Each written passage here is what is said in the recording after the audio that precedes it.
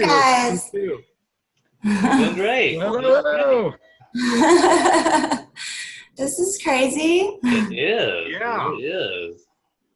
I was just thinking, I don't think I've seen you, Jossie, since 2000. Maybe that's not true. Probably earlier. Maybe. I don't know. I'm actually supposed to be back in Arkansas on Tuesday, oddly enough. Where you live now? DC. Oh.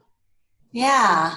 So I haven't really been in the area for a while. The whole reason I wanted to do this was I was inspired by a lot of these reunion videos. I wanted to kind of talk over just the history of Kung Fu Grip and stuff like that. And I actually wanted to start with you, Aaron, because you and I are the two who were there from the very beginning.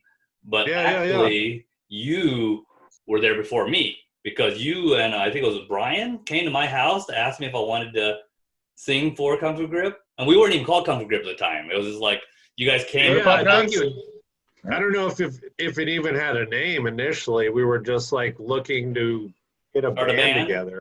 Yeah.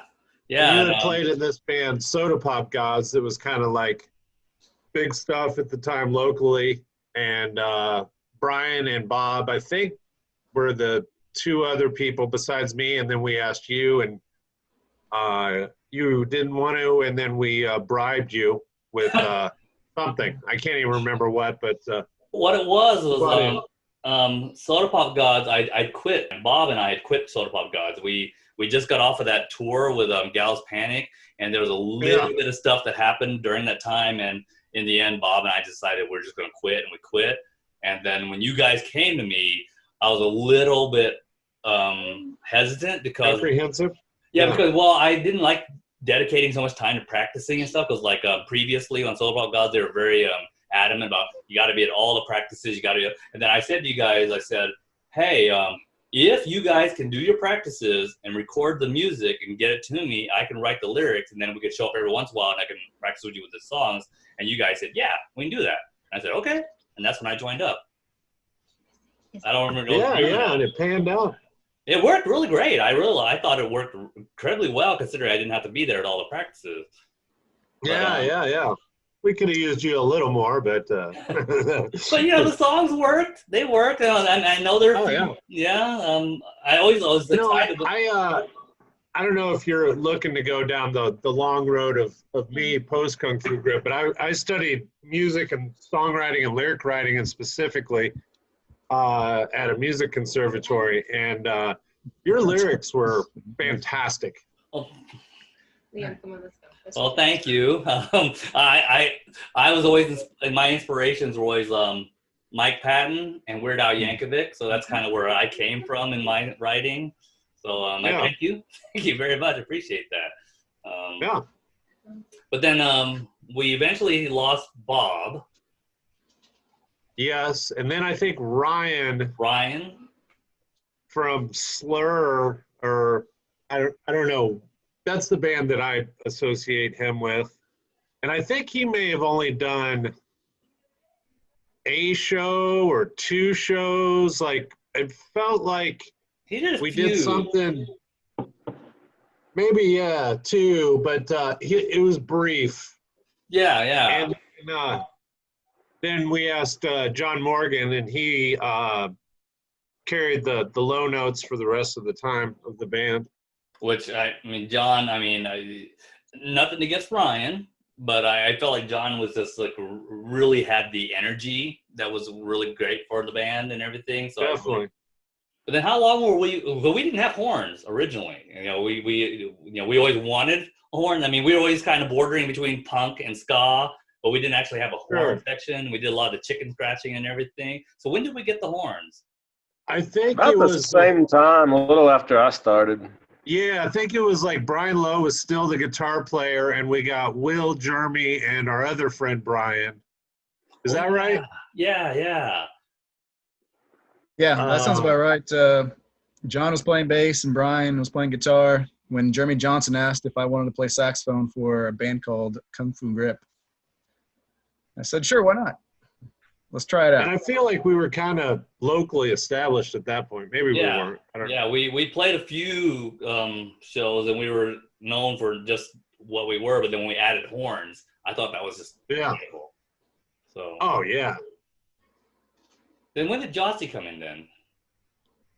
Brian quit, or we asked him to leave. I kind of want to say we asked him to leave. I can't really remember. Yeah. I think he had a little trouble making it to practices. Yeah. I didn't realize that. I thought he moved or something. I thought that's why you guys were missing a trumpet player. Yeah, I saw him a few months back and hung out with him. How's he doing? Good. Yeah. We actually saw Smashing Pumpkins and hung out with him while we were there at the amp. I don't think they get out very Pumpkins often. or with Brian?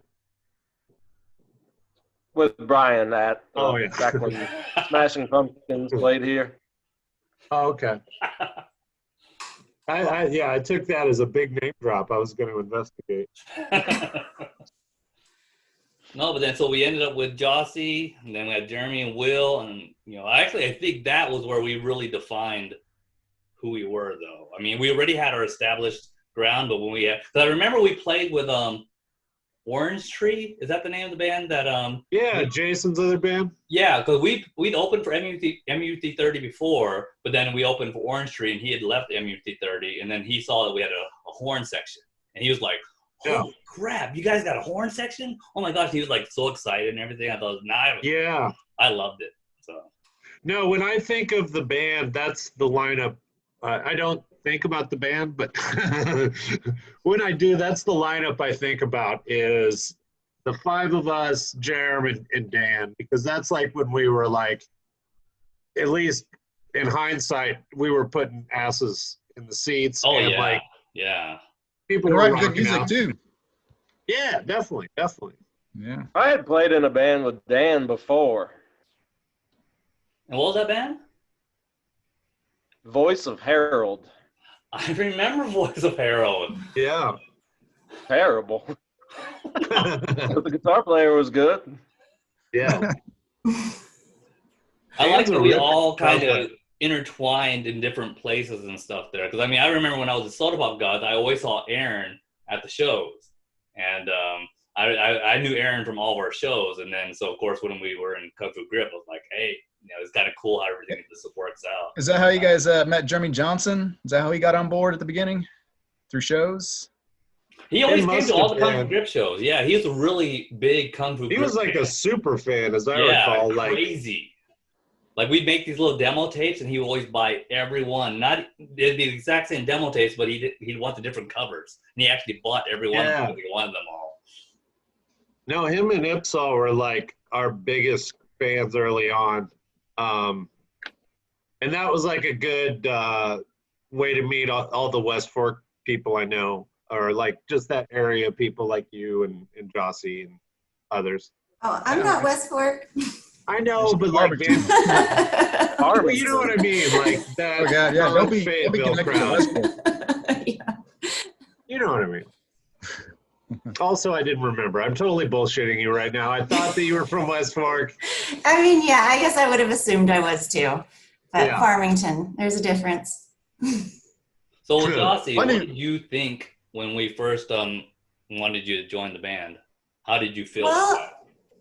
I remember I'd already seen you guys. I can't remember who asked me. Actually, I think I did it. Was it you? Yeah, I think we're at some music festival, South by Southwest, and during that time, I think Brian was gone, and we needed a new trumpet player. And of course, I knew you played trumpets at Farmington Band and all that, so I asked you then. Okay, that makes sense. That makes sense. Yeah, so I had seen you guys before playing at U of A. This is when I was in high school. I remember it was like in a coffee shop. Do you guys remember that? Yes, it was it Yeah. Battle of Bands type of thing? Was it something like that? It was inside. Yeah, maybe it was. And I had gotten your tape then. So I had already, I knew all the songs. I really liked you guys. So I was pretty excited. I was 18 years old, which is crazy to think about. Wow. now. But Poor child. Yeah, but like I got to transition from like band nerd, you know, to like an actual band. So it was really exciting.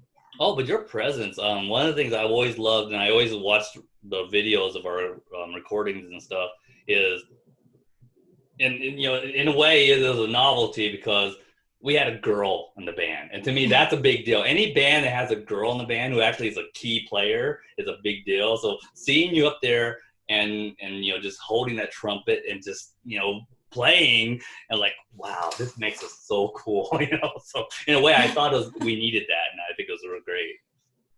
I think it always shocks people too, you know, I'll be like, oh yeah, I used to be in a band, and they're like, oh, you sang? I'm like, no, I played trumpet. Yeah, like, no. And that's what made it cool, was you were the trumpet player. That's yeah, awesome. which is kind of odd, but good. Yeah, I liked it. As long as you don't share the bill with Vor back in the day, they didn't like the trumpet or trombone. Remember that, Aaron? I don't. I remember Vor being like the oldest band in Fayetteville, like longest around, and they were like pure death metal. Yeah, it wasn't anything against Jossie. It was that band with the horns, like they weren't having it. Well, we were one of no offense. We were one of the first ska, truly ska bands in this area. You know, because I mean, ska was breaking out all over everywhere else, but Northwest Arkansas, it still really wasn't a thing yet. And so a lot of bands, the local bands especially, seeing a band with horns is like, what the hell, you know, and stuff. But we kicked ass. So I mean, yeah, our timing was unintentionally perfect. Absolutely. Because look on it now. Yeah. Well, I mean, with Soda Pop Gods, you know, me coming from Soda Pop Gods previously, there were hints of ska in some of our songs and stuff like that, but people weren't really, ska still wasn't big. The revival wasn't big yet, but then we came in, and I think that in that area, when people thought ska, Kung Fu Grip, and it was like perfect, you know. Yeah, the Mistletones at the time too. Mistletones, oh, they were great. Yeah, they were incredible. John Panikar came to one of my shows when I was in my other band after Kung Fu Grip in Brooklyn, actually. Yeah, he's a Fort Smith kid, real good guy. And he saw you in Brooklyn? Yeah, I mean, he didn't go out of his way. I just happened to. That's funny. Yeah. And he recognized you? Or you recognized him? I recognized him, I think. And then, like, it didn't take, you know, I didn't have to tell him some backstory. Which is like the worst thing when you see someone that you know and they don't know you. And you have to explain. Who I am? Yeah. I am a tremendous deal, sir. Are there any bands from back then that are still around today? I think Vor is still around. That's John Morgan, actually. Yeah, I don't think they play a whole lot, but a few shows here and there. I don't know how much the lineup has changed or whatnot. I mean, you'd be talking over 25 years of being a band. That's pretty nutty. Yes. Is Spoken still around? Who? Spoken? Oh, yeah. Yeah, actually. They're still doing stuff? Yeah. I mean, it's just Matt. What sucks is they're playing shows right now, and I don't know if you've seen the news, but there's kind of a disease going around, and they posted this video, and it's like your typical like outdoor big venue show. I don't talk to Matt very often, but I actually just sent him a message like, dude, be careful with that, because that's you don't want to die or like anyone else to die just because of, you know, music or anything really. Wow. That's okay. crazy. My favorite memory of Spoken is when we played with them. It was in Lowell at that gym. We had opened for them there, and we were selling merchandise. We had a few Kung Fu Grip shirts, and not that many of them. And then, of course, Spoken was there, and then we shared the table with Spoken. And I remember this kid who was at the show came back to the table, and he was talking to the lead singer, and he said, "Hey, I got the wrong shirt," because he just bought a shirt. Oh. And Spoken, whoever the lead singer, was that Matt? Is that Matt? Yeah, Matt. Yeah. And Matt goes, "Oh, I'm sorry. What size did you want?" And he goes, "Oh, no, I actually wanted one of the Kung Fu Grip shirts." And I was like, oh! And I gladly gave it to him and everything. And but to me, I thought that was a great little moment. So That's funny. Shots fired. That's funny.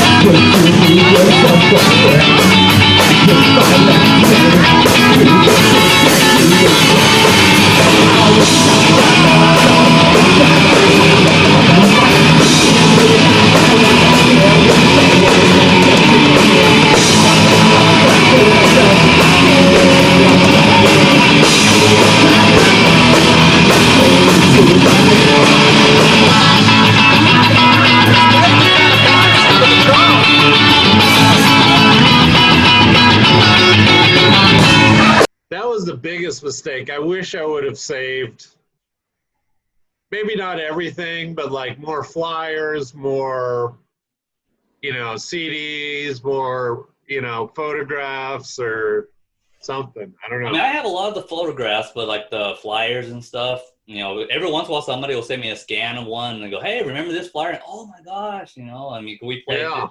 I got one recently when we played with Let's Go Bowling. They sent me that flyer. Like, oh, I forgot we played with them. I forgot about that.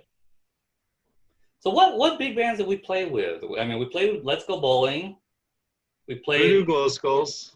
Voodoo. Oh yeah, I forgot about them. They still play some, or did prior. They do. To actually, it was weird.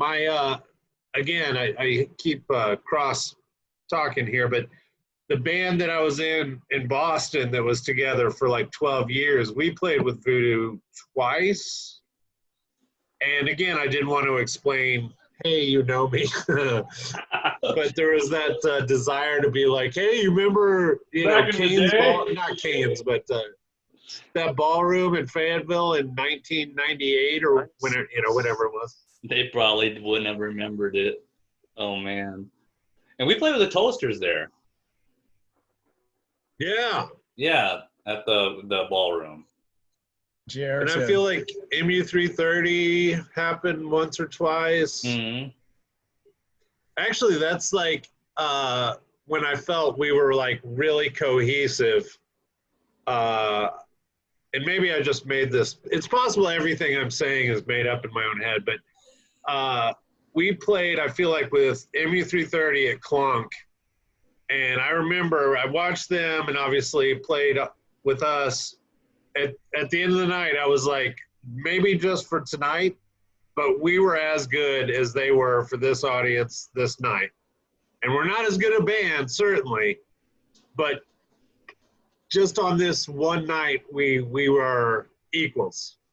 Well, we had some really loyal fans. I mean, when we were playing in Fayetteville, our fans always came out for us at that point, and I was always so shocked how loyal they were for us. Yeah, speaking of that venue, Clunk, we packed that place out. Oh, absolutely. Yeah. I think we actually broke the limitation codes a lot of times. And isn't it weird to think too, just from like a promotion philosophy, thinking about like there was no internet. I mean, like you wouldn't like now if you had an event, you post an event, you would email people, call people, whatever. Whereas like in those days, you would just like make a flyer and like take them down to Clunk Records or pass them out on the street or hang them up on Dixon. It was just like bizarre to me that like anyone would come from that method of promotion.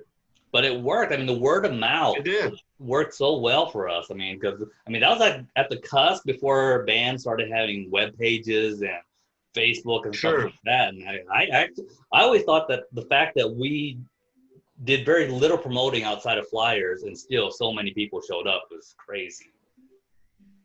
Yeah. No, flyers was all you had. Yeah, absolutely. Really.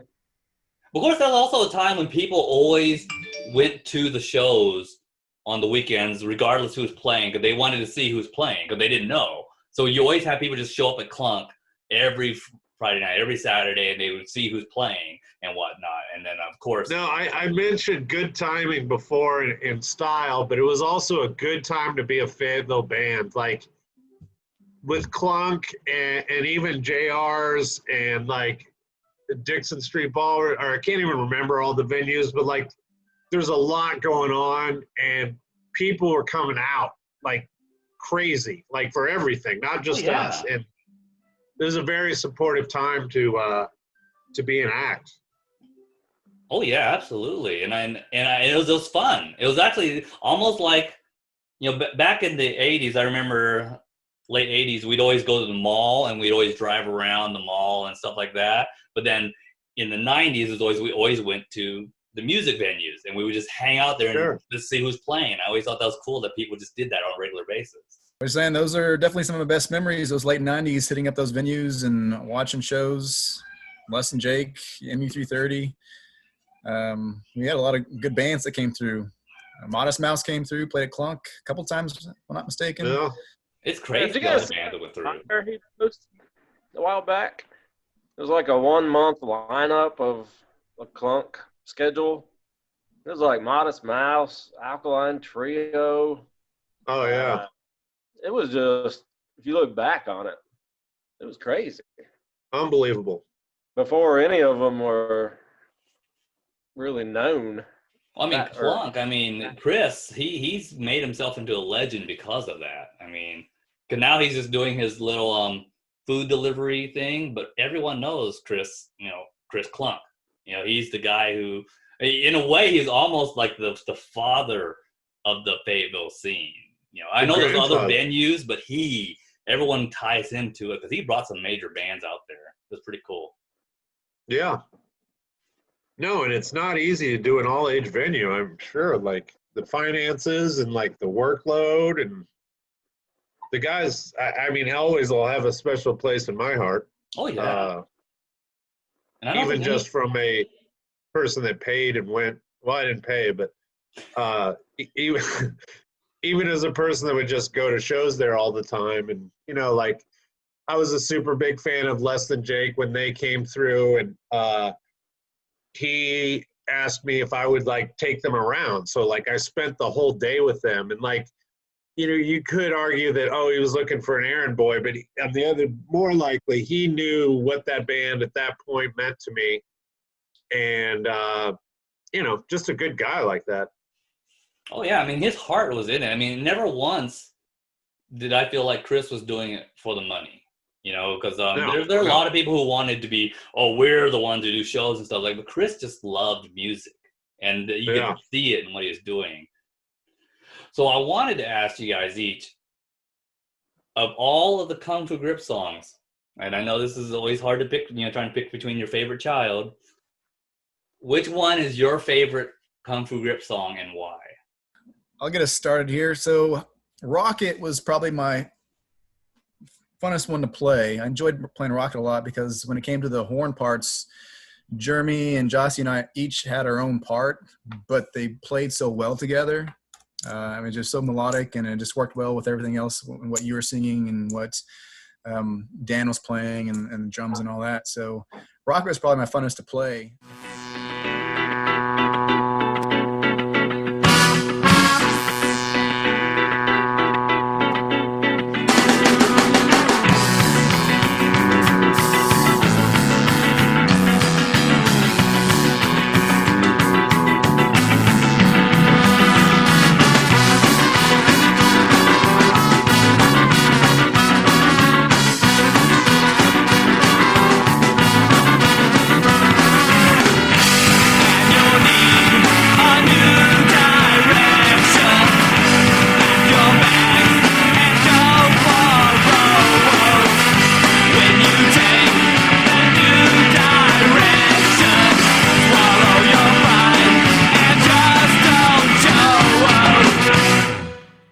But at shows, I really enjoyed. Did we have a song called Kung Fu Girl? We had Kung Fu Girls. Kung Fu Girls, yeah. I think it's Kung Fu Girl then. That's the one where I didn't play that much, so I spent the time stage diving at the shows. So I think that was my favorite in terms of playing shows. spend a lot of time in the crowd or being surfing the crowd, I suppose. I actually have quite a few videos of you jumping into the crowd.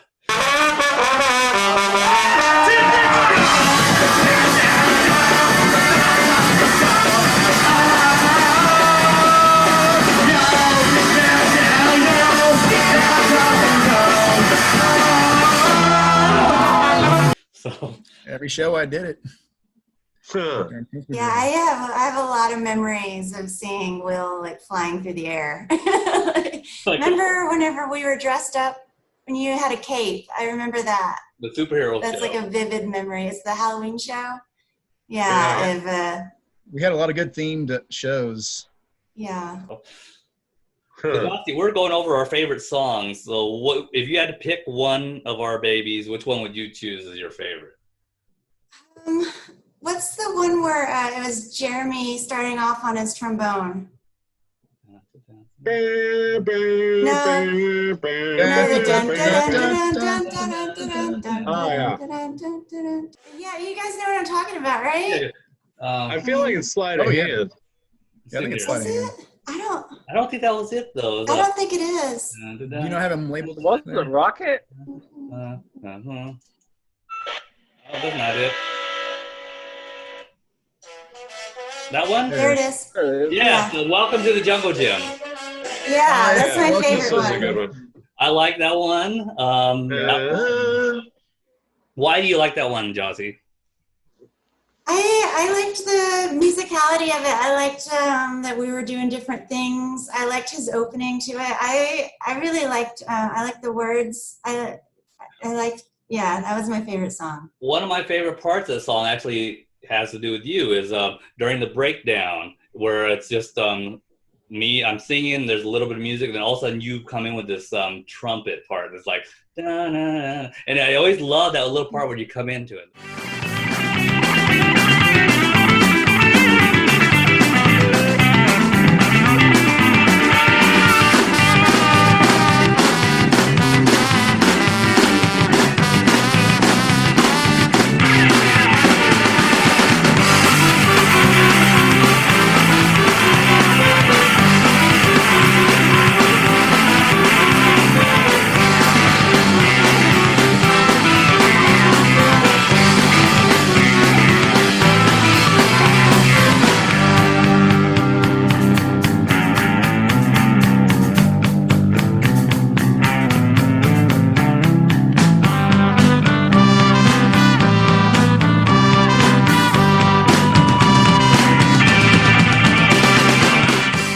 I listen to the karaoke tracks a lot more than I do the regular ones.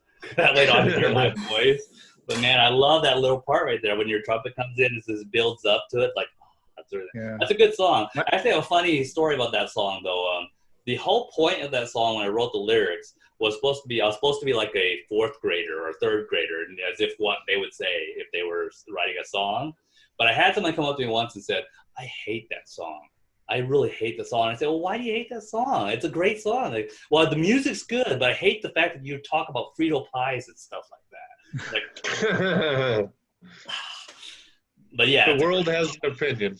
Exactly. No, I love the lyrics that you wrote, Vu. They're very playful. Yeah, your lyrics were always really good. Oh, thank you. Thank you.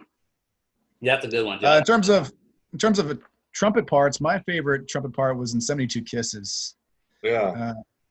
I think one of the best trumpet parts that you came up with, Jossie, was in that song. There's even a build up with the trumpet, just you and me playing, and building it back into the chorus again.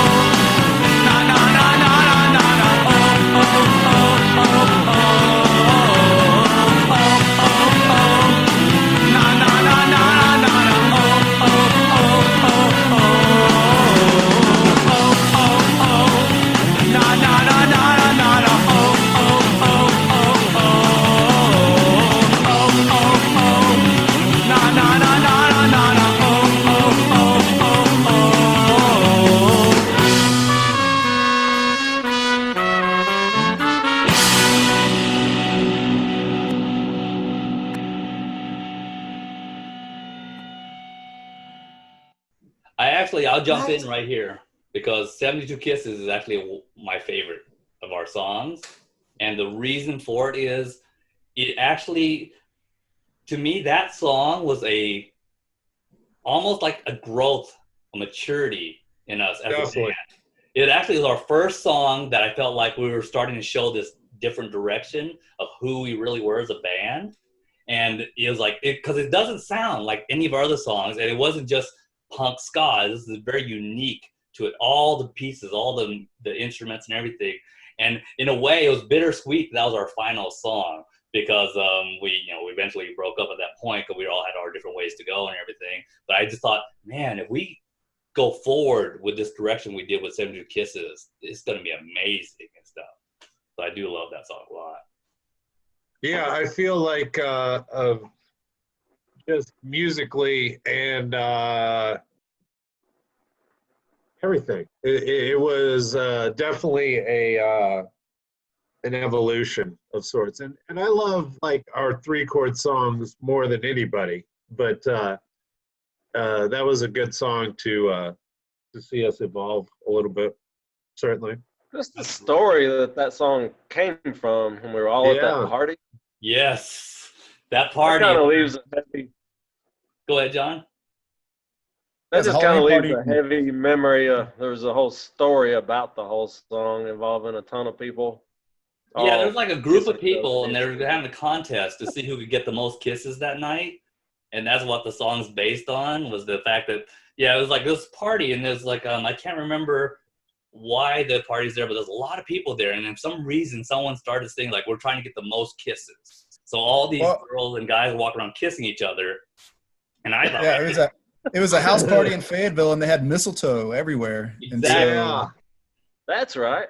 I remember the girl. Was she like kind of short-haired, redheaded girl that was like, I kissed 72 people or something like that? I remember her saying that. And I remember like I had kissed like 20 people or so, like a lot for just like, like a party, but it was a good time. Absolutely. And that's what inspired me to write those lyrics, was that party. 1, 2, 3, go!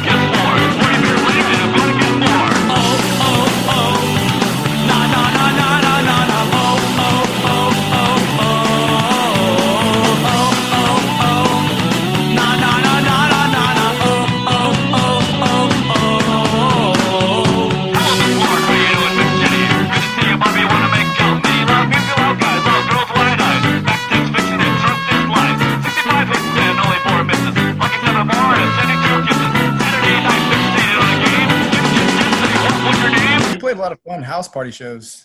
We did that frat party, that weird frat party. Remember that? Yeah, we played a frat party, and we did. Wasn't that your frat, Will? Yeah, well, it was I think the engineering fraternity. I was like, where are all the chicks at? This is like a sausage fest in here. That's what you get when you go to an engineering fraternity party. If I wanted to see this much cock, I'd go to church. You know what I mean? JK. Hey, John. So we also did a house show. We did drag as well. What's that? Was Oh man, I forgot about that one. That. I have pictures of that one That somewhere. was Was that a clunk? That was in a house, a basement. Yeah, that was another house party. Yeah. John Morgan left his bass on the middle of the street, walking home in a dress like a moron. Just forgot his bass in the middle of the sidewalk. Yeah, but I remember him walking away with a lady on each arm, though. I just said we're not going to talk about that evening. Boo, you're gonna need to edit that out. So what's your favorite It's song? okay, John. You were drunk once 20 years ago. I'm sure it hasn't happened since, you know? So John, what's your favorite song? I'd have to say Welcome to the Jungle Gym.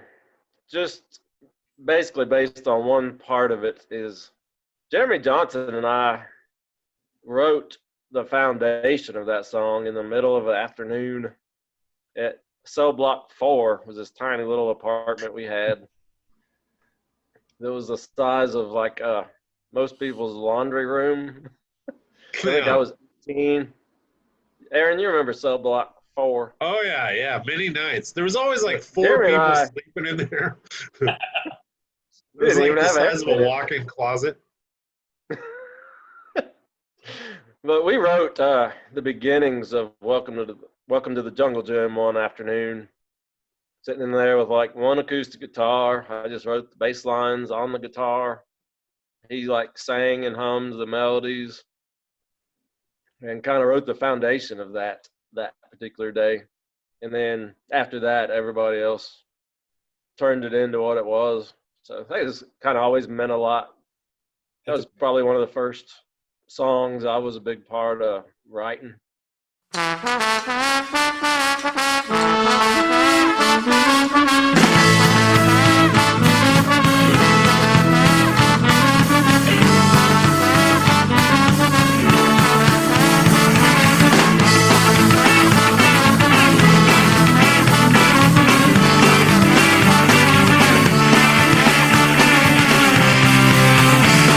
Yeah, boy, what's wrong?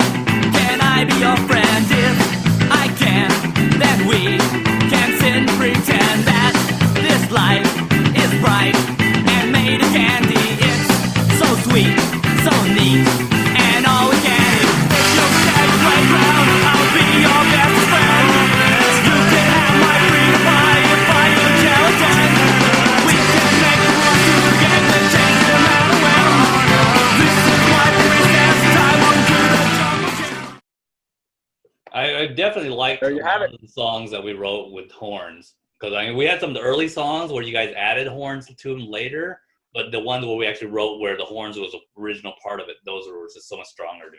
Yeah, I mean, they were just better tunes because to add frosting to a cake versus like cooking the frosting in the cake it's just more congealed, it's just better. Absolutely. Yeah, a lot of those horn parts were actually written in your bathroom, Aaron. Yeah. We always practice it in your Oh my basement. gosh, I remember that. So- We'd all like the Yeah. horns would just all Yeah, the leave horns and would then just go to break your off and go bathroom. into the bathroom. All right, let's work on our parts. How did your mom let us do that? Were we like in I don't the know. She used to say, Aaron, every time I hear you playing drums, I know you're not doing drugs. And I was like, this is probably not a gateway to sobriety, Mom. I don't know. Let's give it up for forgot about Janet that one bathroom. time. Yeah, my mom. Hey now. Yeah. Yeah, we got loud in that Yeah, basement. I was, you know, a lot of different things drum-wise, but loud was definitely one of them. And so it was perfect for you guys to just sit in that bathroom where it was like slightly muted, but you could still hear yourself, I bet. Remember the cops showing up at practice one time? Like, we had complaints that they could hear you guys at Suzy Q. It was like 2 miles away. We had cops. I think Jeremy called on us told on him, like, shows, you too. got to admit we sound good, though. Oh, Jeremy. Wow. How about you, Aaron? What's your favorite song? I always thought it's very simplistic, but vowel movements was always like something that really got a lot of energy going. And at the time, I wasn't really into subtlety. And I guess that's like when the memories come from, like, you know, seeing that crowd that's just like popcorning up and down. And then for 72 Kisses for an album, I think is just a really well-written song. All parts involved. Valve movements. I mean, everyone knew Valve movements. I mean, when our fans were there, as soon as we started Valve movements, you could just see them. They all, and then, Yeah. and to hear a whole room full of people chanting A-E-I-O-U, to me, it was just incredible.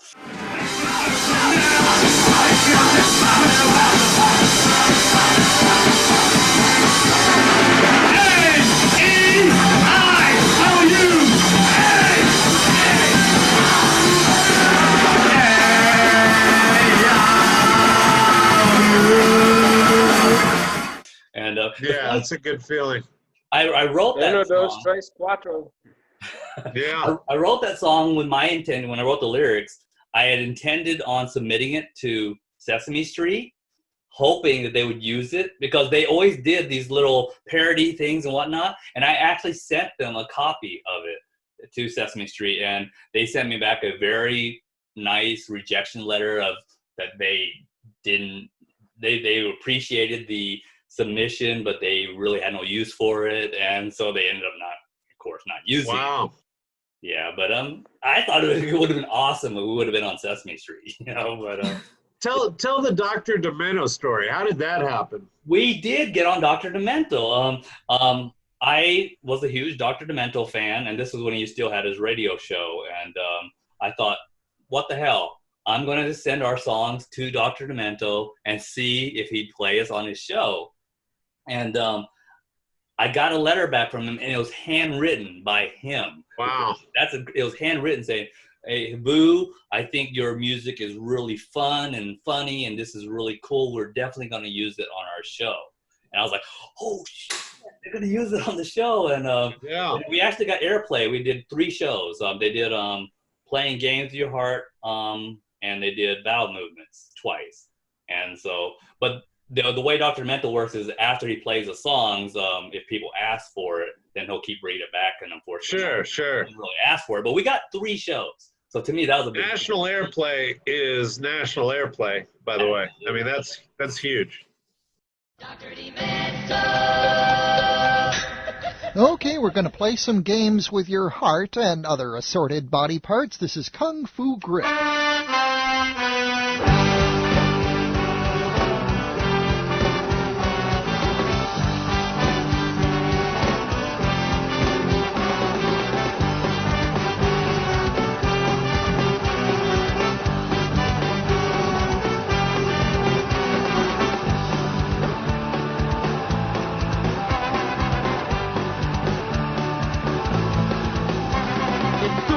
In the morgue that night when I see you lying there, but come to the test between your breasts, and that's when I see it there. Your open heart looking back at me without a single beat, and that's when I decide to take it out, start kicking it with my feet, playing games with your heart. All the while I'm thinking of you, playing games with your heart. Next time I'll try a kidney or 2. It's 5 o'clock in the morgue that night, I've been pretty occupied. A little hacky sack and rounds of jack, no fun if you hadn't died. Maybe I'll try some tiddlywinks and then some Monopoly. You can be the dog, you can be the thimble, but the heart is reserved for me. Playing games with your heart. All the while I'm thinking of you. Playing games with your heart. Next time I'll try a kidney or 2. Football, baseball, dodgeball. The choices are endless. Foosball, t-ball, party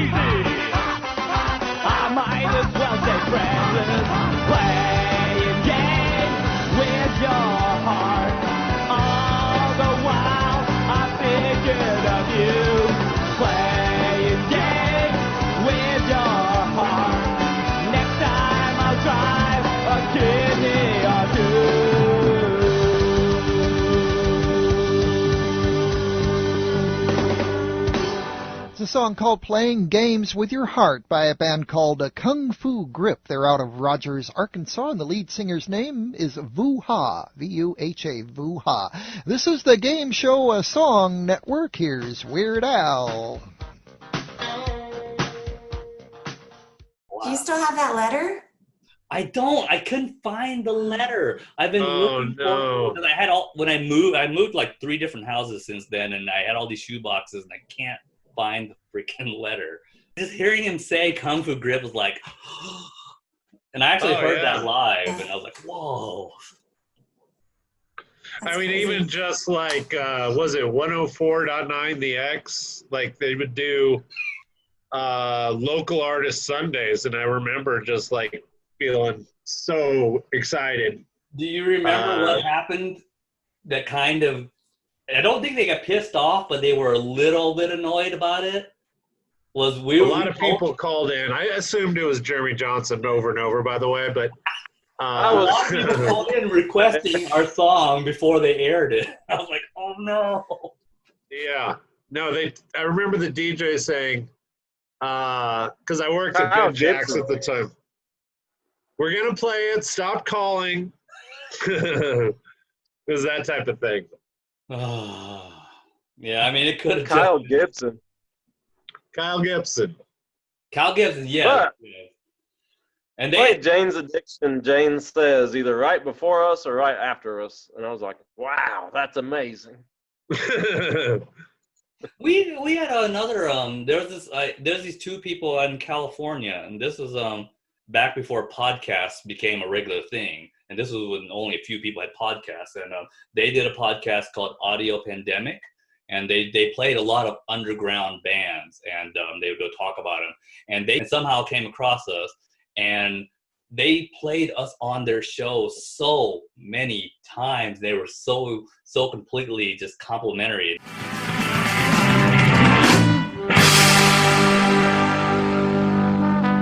Kung Fu Grip.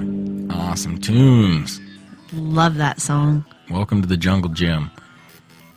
And as far as I'm aware, you cannot get those CDs anymore. I'll let you know if there's a way for you to get them. I'm the only person that I personally know with one of those CDs. Are you jealous?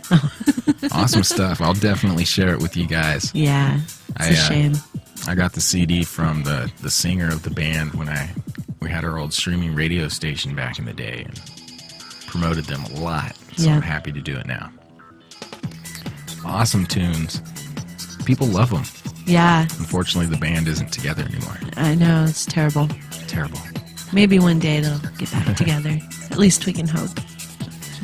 They were all young and, went on their divided ways. Yep. As adulthood. Growing up. All the things that make you lose your friends. Make you become a damn podcaster. I can dream, can I? I'm still waiting for the day when Kung Fu Grip reappears. Or we get a bunch of their old school tunes that were hidden and never known about. Oh, wow. That would be cool. That's awesome. I got a story for you. My second semester at Berkeley, I was hanging out with a guy that lived 2 doors down from me, and you do this thing at Berkeley where you like talk about your music history and probably oversell it a bit to impress everyone. And he was like, oh, I played in this band Kung Fu Grip in Arkansas, and he was like, oh, I used to play in this band, blah blah blah, and we were smoking a little weed and whatnot, and so it was done, and he left, and he right before he left, he was like, God, that name sounds so familiar. So he left, and maybe a minute and a half, 2 minutes later, he comes back, and he has the CD. Was it a little something for the kids? Yeah, we contributed a song to that charity CD. Yeah, and his band $5 was on that thing, and we had met when we lived 2 doors down from each other, at Berkeley in the dorms. That's so funny. It was like Small World times 1,000 type situation. So, a little something for the kids. That was a charity CD. I don't remember who got us connected with that. I thought that you made that happen. I don't really remember. It wasn't me. Someone came up to us, and I don't remember which one of you guys came forward, and we submitted our song, and they put it on there, and it was really cool to be a part of it. So. I played a show with Mustard Plug years later and reminded them of it, and they didn't remember it. But they were on it too. I swear to you they were. Yeah, it's not a good story, but that's what happened. No, but we did. And I'm gonna have to go soon. I'm sorry. Okay, it's okay, buddy. It was no problem. I kind of got mixed up. I didn't do the time zone, and I just saw 6. And oh, you live in DC? I forget. Oh, yeah, I know. I didn't account for that, so I said I'd meet somebody at 8:30. Okay, well, So. well, it was so good to see you. Yeah, you guys too. This has been fun. There's a lot of memories I completely forgot about. Like, it's good to see everybody. I'm glad Will still has the stash. You just filled it in. It's just not. It's not a standalone. The broom. Right. Never gonna give it up. Took some of it and glued it to my face. There you go. All right. Well, bye, guys. It's good to see John. everyone. Bye. But I did want to talk about the Rocky Horror Picture Show one. Now, the cool thing about that, although it didn't blow up or anything, it was the very first tribute album ever done for Rocky Horror Picture Show, which was cool that we were a part of that. But I admit that is one of my least favorite one of our tracks because I just sound so bad. It's because I couldn't emulate Meatloaf. You know, the song we did, Hopatootie, and it was just one of those where I sat there and listened to it over and over again. How am I going to do this? There's no way I could do this. So, but I was glad we were part of it, but it was one of those where when I hear like, oh, I sound so bad in there. And you swim from the perfume I smell. Hands kind of fumbled with a white plastic belt. Taste the baby with the sick and that's when I melt. She whispered in my ear that she really was mine. Back in the frog, put some hell on. Buddy Holly singing his very last song. With your arms around your little try to sing along. Feel really good and you really got me down. I believe I don't know. I really love that rock and roll. Opportunity bless my soul. I really love that rock and roll. Opportunity bless my soul. I really love that rock and roll. Opportunity bless my soul. I really love that rock and roll. Yeah.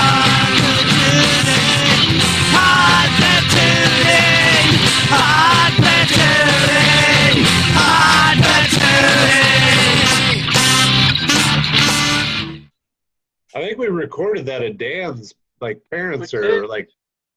Yeah, we didn't have the studio. money to take it in the studio, so we just recorded with this little 4-track thing, whatever it is, and it was real simply recorded. Yeah. No studio magic whatsoever. No, raw, very raw, too raw.